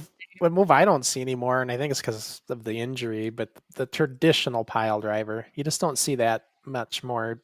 I think maybe mm, because of the people, just too many people get hurt with it. I think mm, You know, the only person that regularly used it besides Kane Me Undertaker was the Undertaker. He and was Kane the and main one because mm. he gave it out so much, and that became his one of his moves that he could do it safely, and nobody ever got hurt. right? Yeah. Undertaker. Mm. You don't see it. I see it a lot in the Indies, and they do it crazily. They do it like 50 times. Yeah. I was thinking the exact same thing. I was hearing that, and the first thing thinking it was GCW. I was like, watch one of their shows, you'll see it at least 48 times per Uh, match. they're, one of their head places is in Michigan. I don't go to their shows, but I see it a lot. It's in Yeah, Michigan, and respect to GCW for how much success I'm, but it's not my type of wrestling. I'm not big into that. yeah, I've never I'm not even been. into the big hardcore matches. I don't do them. Yeah, all those like pizza cutters and stuff. No, I'm good. Or light tubes. Oh, No, Yeah, I'll it's too just much stick to a backyard. suplex. I'll just yeah. stick to the suplex and the body slam. Can Thanks. I ask the Canary Kid a question? Sure. Sure. What style do you guys use in wrestling over there? I know, there's European style, there's the traditional With style. American I style. guess there's the American. What Lucha. they have Midwest. What style do you guys train in? Well, so that's a nice question. So all of Ireland is Ireland's such a small place to the point where in the entire country we have 6 or 7 promotions in total. Um, so and most places have a different style, but the most common one we don't do it, but the most common one is the whole super indie, like thigh slap, 3 finishers to kill a guy, like it's crazy. Um, That's but the style, American. What we yeah, found out. but the style that we mostly do in our place, well, at least the one we're taught, is more catch as catch can, old school, like British technical wrestling, like the William Regals, the Finleys, like that kind of, hard hitting and making every hold count kind of style. Hmm. And it's funny that you're saying the American style because we've had like World of Sport, which was like, I don't know if you know, but it was like the top promotion in Britain. That's where William Regal first originated and Dynamite Kid originated, British Bulldog. And they were and see the legends because they're all like in their 70s now. I've like trained with loads of them and see if you get them started on their opinions on American wrestling, they get so annoyed because of the super indie style, and they'll be like, "It's not real wrestling. That's not real wrestling. The Americans killed the sport." And I'm like, okay, but yeah, they get I really into it. I do story based. I don't do much big moves. The You'll So, see. story is what wrestling's about.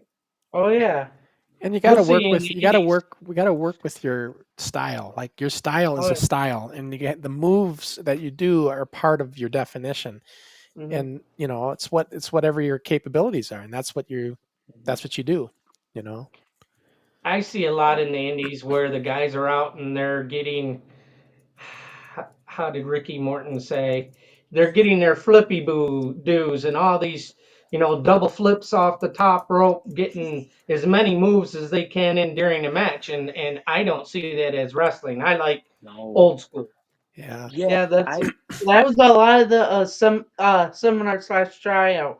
Everybody was doing these big moves. I'm like, come on, guys! They told Yeah. us no big moves. You know what we called? that's You know what the nickname was that we always heard that you call those spot monkeys. They were just looking for their yeah, that's spots, still. The right? thing is, that's not never going to be the stuff to get you signed to a Hmm. contract. You could go in there and be able to do a quadruple 360 no scope backflip from the top of a cage.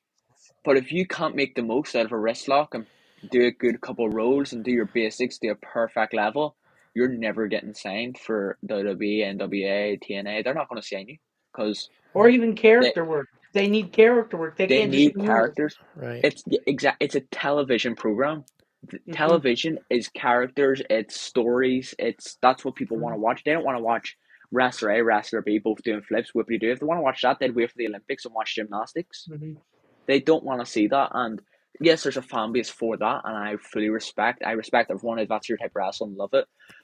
But just take into consideration that if you want to make it far in wrestling, you gotta learn the ways that'll get you signed.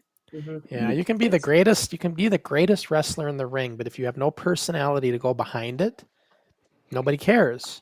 There's enough of those guys out there that can work, and that's the other thing too. You got to be able to sell. Mm. You know, Oh, yeah. you're telling me about how the people try to do all their big impressive moves and everything, but can they Sell. work a match? Can they sell? Can they make their opponent look like $1 million? They really don't Joe sell will, nowadays a lot. Yeah. Joe will send Tank in. So if he is a wrestler that doesn't show up, a big name, supposed to wrestle one of our, veterans, he'll tell Tank, "Hey, your music hitting. Get out there and do this match. I need you to, to get the crowd going." And he'll send Tank in there, and If someone's late or they didn't show up and they So- need someone to straight away, they say, "Tank, we need you to go out there." I'm like, "Okay, don't know what I'm doing, but I'll do it." he does a really good job. Well, I've when worked you with when a lot- you've had 400 matches, it's not a problem. You can go in there and do any match at any time, right? Mhm. You've just had enough of them. So Mhm. yeah, It's funny I you just did mentioned. I did a match that was like Ric Flair, where he always rolled out of the ring. They didn't do much, but they told a story. yeah. So Yeah. this match, there's only like 3 chops and 1 big move, and that's it in the match. Told a story of this guy being like, he says he's all the best, but then he keeps being a coward and leaving the ring. It's literally wrestling's all about making the most out of nothing. Like Hmm one of my proudest matches is against a guy called Chris, who is great character work. He is a complete character, and he's actually a world champion right now. Great look, amazing character, great guy as well. Such a nice guy, and I was still in my first year, so I was still very green. He was green enough. I'm pretty sure it was still his first year, but we did a match, and because we're both character based wrestlers, we didn't hit the first bump or like first proper move. I'm pretty sure I counted it was 4 minutes into the match, and the crowd were on their feet because we were just walking around. I was just moving out of the way of his things, and because he's a bigger guy, I was like doing a little dance and all, like pointing at him, and he was livid. And in the moment we got action going, they came up because they wanted it. They were excited, and then we gave them what they wanted, and they were on their feet. Like, we did a really good job, and I know it's actually not how to work double duty, and that wasn't fun, but it we made the most out of little, and that's what people want. Because if you can make the most without having to take any big bumps, that's how you're going to get like 400 matches in and still be able to walk. So, Yeah. Oh yeah. meanwhile, Oh, those yeah. people who are doing all the crazy flips and the neck bumps and putting themselves through misery, they will be very lucky to reach like 15 years in wrestling. Very lucky. Or even the people who do the hardcore, I don't get why they do it. They're gonna hurt their body before they get on Yeah. TV. Yeah, I yeah, it's know. brutal. It's like, and Backyard didn't do any help for that in the 90s. No way. So it's like, yeah. And then people, I don't know. I think it's a different form of entertainment. Honestly, I think hardcore is a different kind of wrestling. I blame So- all of that on the show and like the whole popularity rise of Jackass. Yeah. Because Jackass became so popular and everyone loved it, wrestling was like, oh, we can try that. And then ECW did it. And everyone was like, oh, this actually works, we'll do that. And then no one did it like ECW because it was cool, because at least it was Michigan's known special. for a lot of it. I think Paul Yeah. Heyman was going down that road because he wanted to just draw. He wanted attention. He wanted to get something unique for him on what he was doing at the time. And it worked, but then everyone tried to Yeah. copy him and it became less interesting. It's the same with like the Yep. flipping style of wrestling. Like back in the day when it came to high flying style, obviously Crusher will know more than me because he was born during the Roman Empire. But like back in the day when you had like high flyers, you would have like Tito Santana, Mean Mascaras, Jannetty, Shawn Michaels, Macho Man, and Steamboat. Like they were the high flyers. and they were different because it was very few of them. And then as time went on, we started getting the flippier guys like the Will Ospreys, and now everyone's trying to be Will Ospreay to the point where it's not special if you can do a flip anymore, and it's just killed that style of wrestling. And That's what I mean. you know what really fueled backyard wrestling, honestly, was Mick Foley. You know, his start of jumping off a roof just got everybody that mindset, hey, we can do that. And then next thing you know, the whole country's doing it, you know. A lot of Michigan is they like the indie style, fast pace, or they like to see the hardcore. I've learned that some people call our state the hardcore state, and I don't like it. You're like, not me. Everybody wants hardcore. You're not We associated. were one of the homes for ECW. So we got a comment here from Gizmo for you, Ricky. He says, Ricky, I like your mixture of different types of wrestling. I have seen you changing your style of wrestling in the middle of your match. You make the whole wrestling experience more fun to watch. So Gizmo's been watching some of your stuff. Thank you very much, Gizmo. Yeah, I just, that's why I find it hard. When people ask me, like, what's your style? I name, like, 4 different styles because I find it really hard because I'm indecisive as hell. So even when I get in the ring, I love technical wrestling. But then I'm like, oh, they'll get bored if I just do technical wrestling, so I'll have to add something else in. And then I'll end up like going like more lucha style because my coach was like, he went to CMLL in Mexico and was there for a long time, like good 6 months. So he teaches us that. So then I'll do a bit of like lucha style, and then I'll go in the character, and I'll go back to lucha style, and then it's just everything's happened in one match, and I'm like, yeah, I just don't even know what to call myself anymore. But yeah, I appreciate the comment. But I will encourage guys. We're coming to probably the last couple of minutes. Start firing your questions towards Tank. You know, put this guy under pressure. Interrogate the man. Give the man something. You know, I was going to say too, and I'm sure Tank's, and you guys all would agree, you know, but it's not so much today, but I know back in the day, the way my style would be based on who I'm wrestling, because if I'm going up against a guy who's inferior or cannot do the bumping, because back in the 80s, there were guys that couldn't always bump.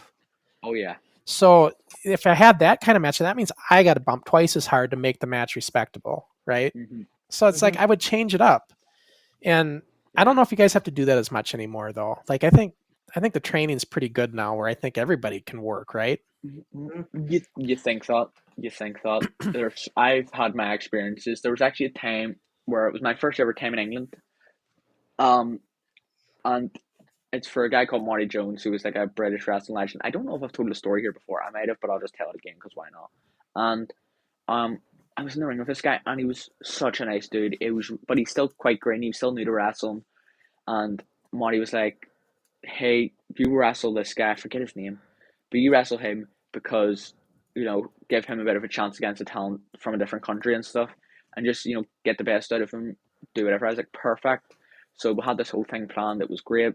We go out there, and there was a spot in the match where, again, we're just working some, like, getting the crowd up. I would go for a sunset flip. I'd be sitting down there, and he'd be standing. He's not going. He'd go to punch me, miss, go to punch me again, miss, and then he'd jump up trying to do like a banzai drop and miss, and have that whole sale.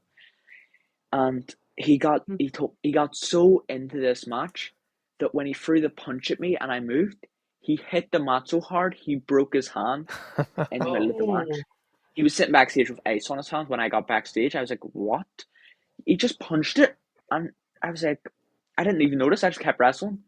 And one thing it made me think is something up was he was holding his hand a lot, and also he planned to do a springboard clothesline, and he told me when he would do it, and I fed for it, and instead he just started hit me with strikes, and I was like, what happened to the clothesline? Like, I was like, am I messing up here? And then we got backstage, and he's just sitting there with ice on his hand, and those people are in, and I go, what did I do? And he goes, no, I punched him up too hard.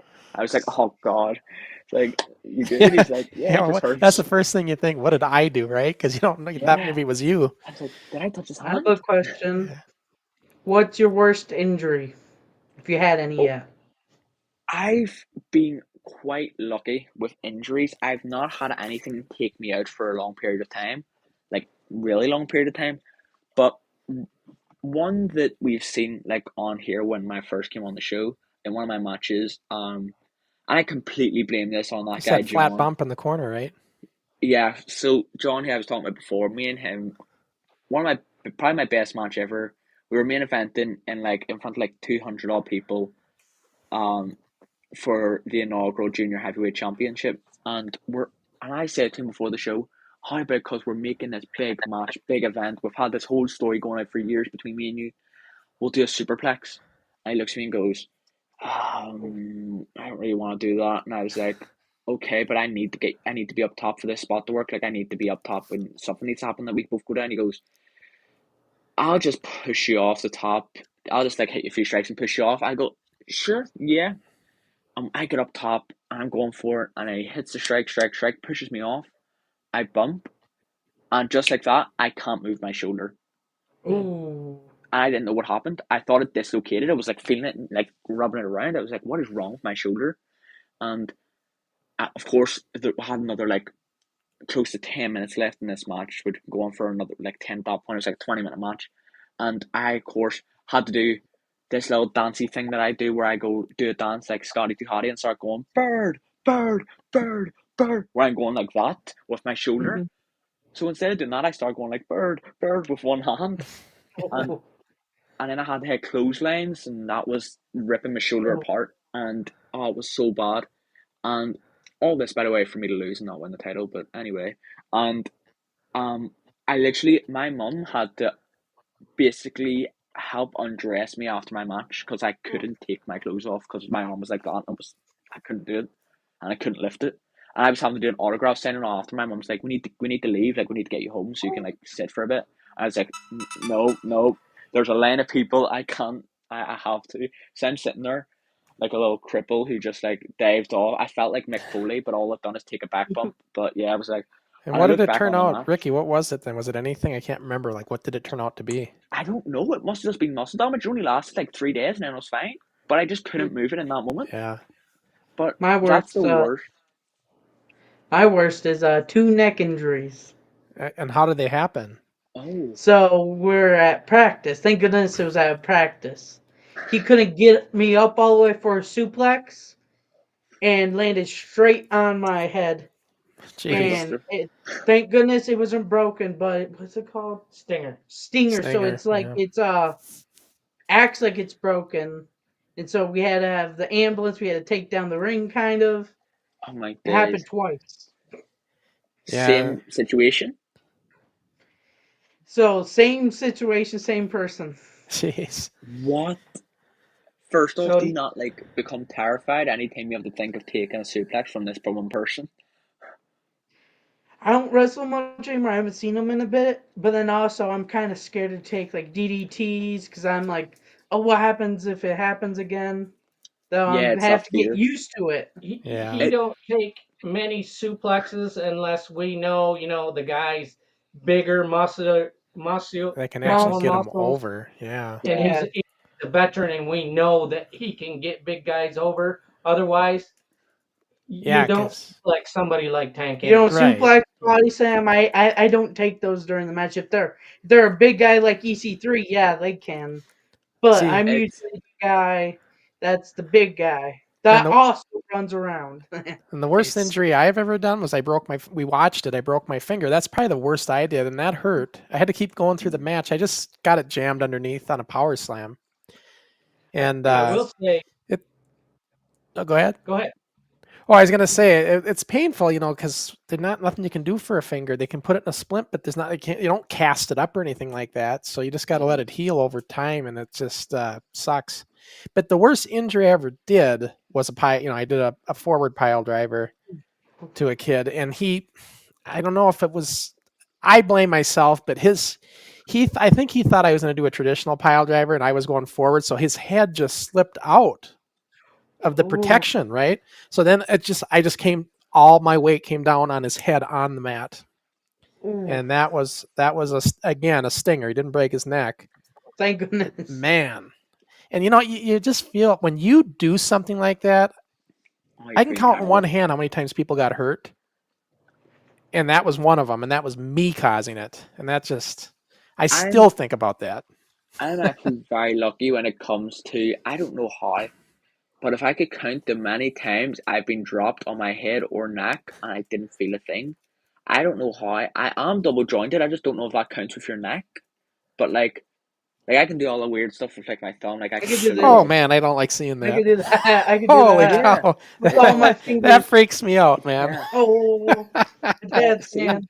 like all that stuff. Oh, So I don't know if that counts for a knock, but I've been dropped on my head. Like one time we had this guy where it was literally simply this guy was.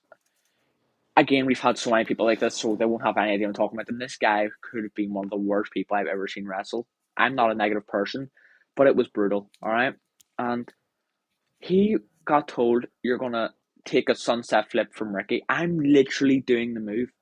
Don't know how it's even possible, right? And I was jumping from the middle, and he goes, "Just make sure you hold." And then Ricky will say, "Go," when you just go back. It doesn't matter if it looks Ooh. terrible. It's just training. We're just getting the motions. He's like, "Okay," and we go. He's sitting there, and as soon as I go like this on his back, I'm sitting like that. He just drops, and I just landed head first on the mat. ooh. And I just sat up, and I was like, and right away, like everyone was like, "Are you okay? Are you okay?" I'm like, I don't feel anything. I just feel pissed off that I got dropped on my head. You have Like a strong neck. That's what it is. I don't know. I'm built like someone you see on like a charity advertisement. Like I look malnourished. I don't know You how I may have look, a strong. I just may know. may look like that, but some people are just strong. I don't Yeah. know. Maybe in a couple of years I'll find that I'm actually currently walking around with a broken neck and I didn't know. But yeah, there was a time though that you were mentioning, like obviously like you're now very cautious and making sure it's 100% safe when you're taking a suplex. And that's a big thing, like our coach Nathan drills on us. Like, if you get hurt doing a move, get in and do it again. Get in and do it again. Don't be afraid of that move. And there was one time, I don't know if he's called that over there, like in America, but the banderas, like where someone's in the corner and you run at them and they launch you over the top and you land on the apron. Mm-hmm. I was doing that with a guy called Dylan, and we have like a concrete floor round, and he launched Oh, me, but I went way too high, missed the apron, and basically just took a back bump on the concrete. oh. Yeah, but my back was fine, but my elbow was really in pain, and I was like, "What is wrong with my elbow?" And I sat for a bit. He got me in again, had me do it like 3 times, so it was all right. And then we went on with the session. This was the start, and about an hour later, we're doing like you ever get where you grab them like bent over and you just elbow to the back of the neck, like just that strike. We were doing that, Mm-hmm. and as I went to do it, someone goes, "What is wrong with your elbow?" And I look, fluid had my elbow out like a Oh, bubble. Oh, And Oh. jeez. I was like, whoa. So I obviously had to sit out the rest of the session because I had an egg attached to my elbow. But, and it didn't hurt to touch. If you probably started pushing in, it probably would have hurt. But like going like that, like I was fine going like that. It was just like, and from then on, I was always a bit iffy with banderas. Like recently, I became perfectly fine with them. But like, yeah, I was a bit weird because, getting a bubble on your elbow and having that for a while, it's not fun. mm-hmm. I'll tell you what, guys. We're gonna get close to wrapping the show, but I'm gonna go. I want to go to our what's coming up for all you guys. So let's go to this screen quick, and we're gonna talk about, and we'll start with Pure Pro Wrestling. This is the next one, I believe, right? At least for that you guys told me about. Oh, Um, Silas Young. Silas Young, that's cool.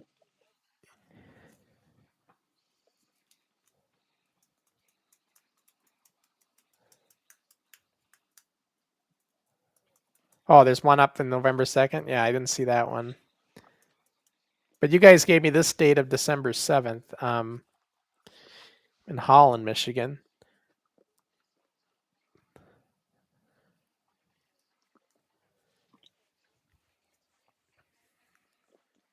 Oh, that's a big deal.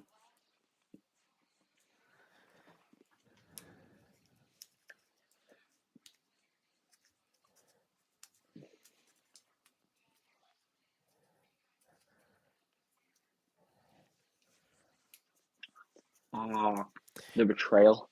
Now, the Midwest Misfits, isn't that Global Flyer Drake I see? No, that's not him.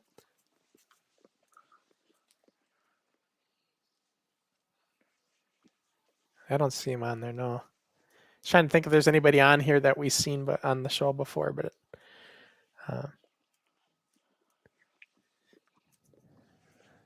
yeah. That is an awesome guy to have. He is.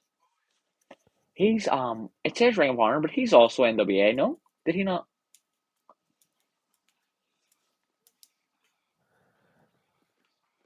Yeah.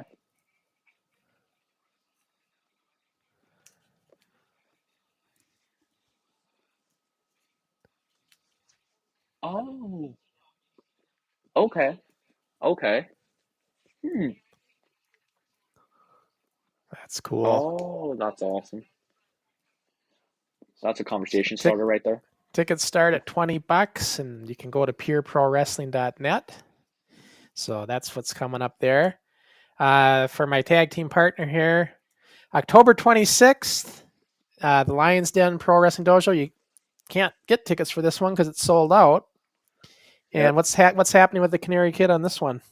Well, as we spoke at the start of the show, I'm going one-on-one with Nate Maddox, my coach, and to be completely honest with you, Crusher, I'm a bit, distraught after losing my title, and I feel like you're going to see a completely different Canary Kid this Different Saturday. attitude. Yep, and of course it's the day before I turn 17, so woohoo, birthday. Day before you turn 17? Yep. Yeah. Thank you. God, I wish I could be your age again. I'll tell you that much. I'm sure you can. And let's talk about what our friends over in San Antonio, Big Sean Hernandez, San Antonio Style Wrestling. They got November 2nd, Saturday. And I imagine Officer Smalls most likely probably be on that show. Hillbilly Kid maybe, and the rest of their roster that they got. I mean, I don't think Sting. And look at this. It's a free event, you guys. All ages. Festival starts at noon. Fireworks at 8:30. It looks like it's an all day. So yeah, I'm sure maybe everybody would be there. Maybe. Yeah, so that looks kind of fun. And then, Mitch the Kid. He doesn't have a graphic for it, but this is their next show, Saturday, December 14th. Oh. Alpha Prime Tournament. This is what he told me he's going to be up to next. So this is kind of what's on his radar. Yeah. And we just had Mitch the Kid on last week, our last show. Love you, Mitch. Yep, he's. We're hoping these two, Canary Kid and Mitch Kid, can get in the ring. We're keeping our fingers crossed on that. We'll see what happens. Yeah, work in progress at the minute, but hopefully. And then up in the Denver, Colorado area, Primo's Premier Pro Wrestling. I got to get these guys on again. We got to see what they're up to. But they have a juniors division, and they have these Roxy Theater dates, and their next one will be November 17th. So Primo's Premier Pro Wrestling. So yeah. So that's kind of my around the leagues. I got to get on the right screen here so we get all of us again. Yeah, so that's kind of what's coming up. And well, Tang, this has been a fascinating show, a fascinating interview, and I think we covered most everything that got to know a lot more about you. And I just see big things coming for you down the road here with all that experience under your belt right now. You just sky's the limit. And you're really all in. You're all in on this. Oh yeah. And he's actually been personally invited to go down to Cleveland, Ohio, and train with EC3 whenever we get the chance. Wow, that's pretty. So anytime I go past this school area, he says stop in and stuff. Usually, you have to pay for a full session, like weeks. He only rarely gives people like drop in. Sure. So you drop in and pay a certain amount. He only does that to certain people. Well, that you're just one shows of them. the job you did. Oh yeah. Yeah. That's amazing. Well, this has been a fascinating show. Now, our next show on Forward, I thought I was going to have a guest lined up, but it's not. I don't think it's going to happen. So it may be a Crusher Cross and Canary Kid show without a guest, where we may just have to, visit our Ricky's idea of maybe we do the NWF versus NIPW and have fun with that. We'll have to come up with something, but and that was your suggestion. And maybe we roll with that on our next show. Let me show though what's coming up immediately. Quickly here. Our next Kayfabe with Keaton, normally it'd be Sunday, but it's actually not going to be Sunday. It's going to be on Tuesday because he's got a special guest, bring the graphic in here. Lightning Mike Quackenbush, the master of 1,000 holds. Yep. So we're looking forward to talking with him with Keaton. That's going to be October 29th, a Tuesday, special time and everything, because he's a very busy guy. So this was the window we could get with him. So that'll be my Kayfabe with Keaton show, which is my show I host for Keaton, basically, so he can have his podcast. And looking forward to that. And our next Rewind show next week, we're going back to Fred Moore Junior High. And remember I telling you I hurt a guy with the pile driver? Well, that's the guy, Tokyo Terror. But it wasn't this match. But yeah, that infamous Fred Moore ring, that was not fun. That was a boxing ring that had no give. So very tough to bump on that thing. Basically just wrestling mat pads. So yeah, studio taping 56. So that's what we're going to do there. And so, yeah, it's been a great show. There was one comment that did come in. I just don't want to. Gizmo had another one. We'll do this and then we'll wrap it up, guys. Hi, Tank. Do you enjoy your interactions with your fans? Do people ask for your autograph after the show? And do you like talking with them? Oh, yeah, I do. Yeah. After my match or before my match, I get a lot of people coming up to me. Yeah. They ask me to sign everything. Somebody asked me to sign their forehead. Really? And the I arm. got that, yeah. And the arm. I've seen a picture. The guy actually got it tattooed on his arm. Did he? This was a long time ago. This is when I was beginning. This guy asked me to sign his arm.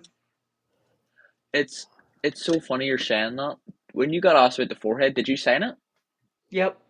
I got asked, right, at this show, and the person who asked me, this was about a year ago, was a girl who was about 10. And I was like, I am not, for my own safety, putting my hands on the face of a 10-year-old girl and drawing on it, right? I was like, not happening. So I kind of, but I want to say no to the kid. I want to be rude, so I kind of try and, get the mum to be devil's advocate. I go, oh, I don't know, it's all up to the mum. I don't know if I can do that. And the mum goes, oh yeah, it's no problem.